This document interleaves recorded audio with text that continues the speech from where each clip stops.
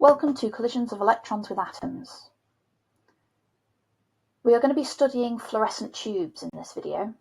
A fluorescent tube is a type of light bulb, very often found in classrooms.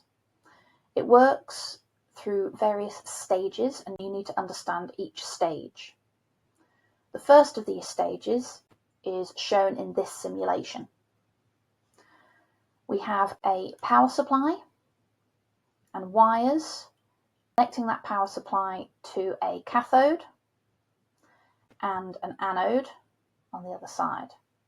Electrons are going to be emitted from the cathode and accelerated towards the anode. In the middle we have an atom, and this is an atom of mercury. And the reason that I've selected this element is because mercury vapor is present in fluorescent tubes, and this is the first stage of how they work. So what's going to happen is an electron is going to be fired towards the mercury atom, and the electrons, the atomic electrons inside the mercury, will absorb some or all of that energy. On the right hand side we can see the energy levels inside the mercury. Here is the atomic electron that we're going to be studying. It is currently at the ground state, the lowest energy state. If it absorbs enough energy, it can raise to the next energy level, which is here. But you'll notice that I have set the voltage and the energy of the fired electrons to be this level here, this red line. So if I fire one electron, we should see that it's not enough to get to the next energy level. So the fired electron moved across the screen and did not interact. Energy levels within atoms are discrete. So this atomic electron can only occupy the specific energy levels inside a mercury atom. If it's provided with not enough energy to get to the next level, then it will not move. It will stay where it is. If I increase the energy of the fired electron, then now it can absorb this amount of energy, or it might jump up to that level, or it might jump up to this level, or it may jump up even to that level there. The amount of energy left over will stay with the fired electron, and you'll notice that it will travel across the screen, give some or all of its energy to the atomic electron, and then it will continue across the screen with any remaining energy that it has. Let's study one interaction. I'll run it in slow motion, and I'll use the pause button so that we can look at the different stages of this happening. So we start off at a low velocity, and you can see it is accelerating across the screen. The fired electron has given a lot of its energy to the atomic electron, and the atomic electron has jumped from the lowest energy level up to this one here. The fired electron, just before it interacted, had this amount of energy, and it has fallen down and lost a lot of its energy. It will now carry on across the screen, being accelerated towards the anode.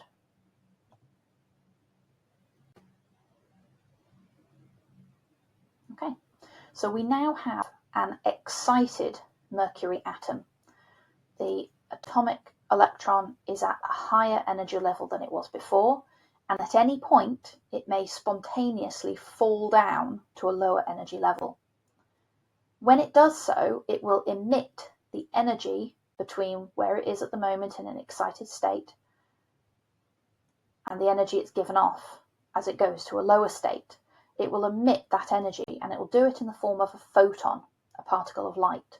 And I don't know when that's going to happen and what journey it's going to take. So let's fire another electron at it and see if we can identify the photon that's given off when it makes its first drop. So we're exciting it to another higher energy level, and it has spontaneously fallen down to here. So let's pause there. So we started off with the atomic electron at level number 1. It jumped up to level number 5. We gave it an additional amount of energy, this amount of energy, and it jumped up to energy level number 9, and then it spontaneously fell down to energy level number 4. The difference between the energy level at number 9 and number 4 is now in this photon, and this is, I think, an ultraviolet photon. So that's a lot of energy that's been given out. I'm now going to emit a continuous stream of electrons, and I'm going to bring up the spectrometer so that we can analyse the types of photons that are given off by an excited mercury atom. Take off slow motion, and we should see what happens. So you can see the atomic electron jumping from low energy levels to high energy levels as it absorbs the energy from the electrons, and then spontaneously falling down to lower energy levels. And each time it falls down, it gives off a photon. These photons are being emitted. Sometimes they are in the visible range, but most of the time they are in the ultraviolet range.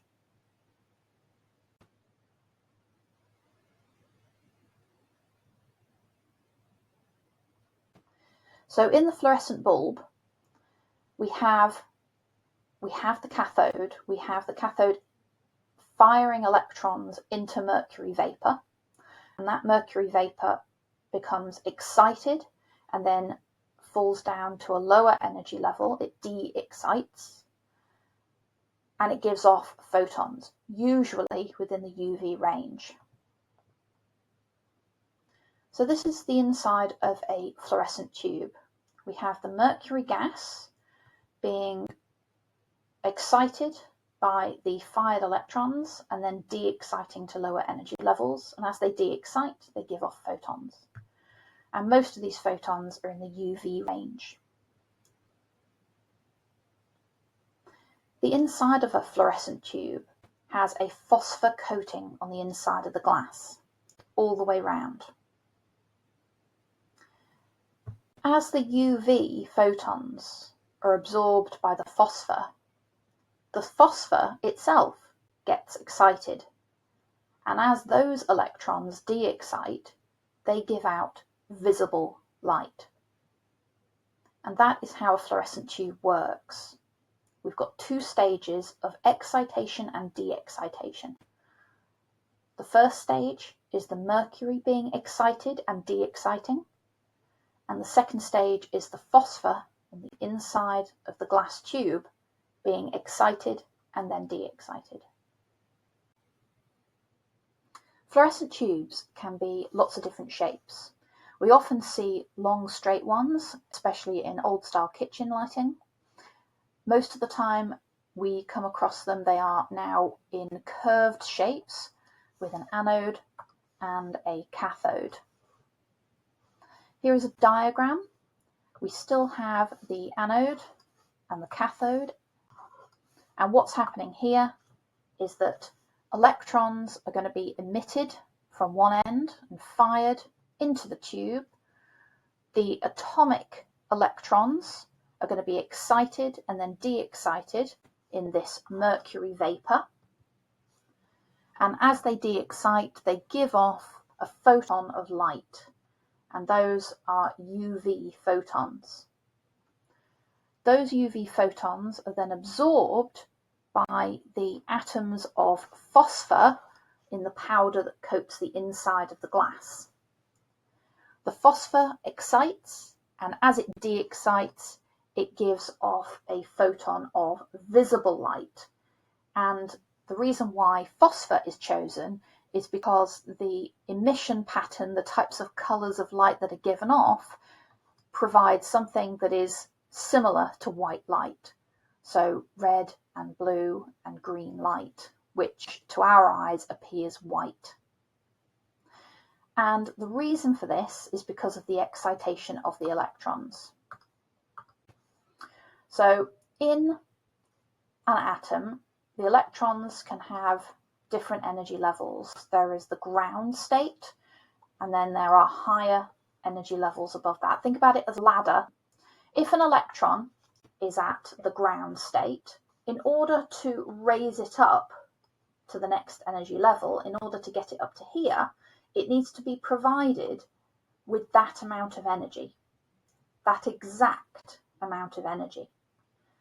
Now, if an electron is fired towards it and it's got enough energy to make this change, then that's fine. It will absorb that amount of energy and make the jump. If the fired electron does not have enough energy to get to the next energy level, then it will simply not make that move. It will stay where it is, and the fired electron will carry on its journey and away. An electron that jumps up will spontaneously jump down in the future. So, for example, if the electron jumps up to a much higher energy level, it might jump down to here, or it might jump down to here, and then there, and then back to ground. It might take a different route, or it might go all the way back down. And those different possible routes mean that the element has its own spectrum of photons that are given out, because each of those de-excitations give off a different amount of energy. If you are de-exciting from this level down to this level, then you will give off a photon with that amount of energy. If you are de-exciting down to this energy level, then you will give off that amount of energy. And each one of those energy drops corresponds to a photon.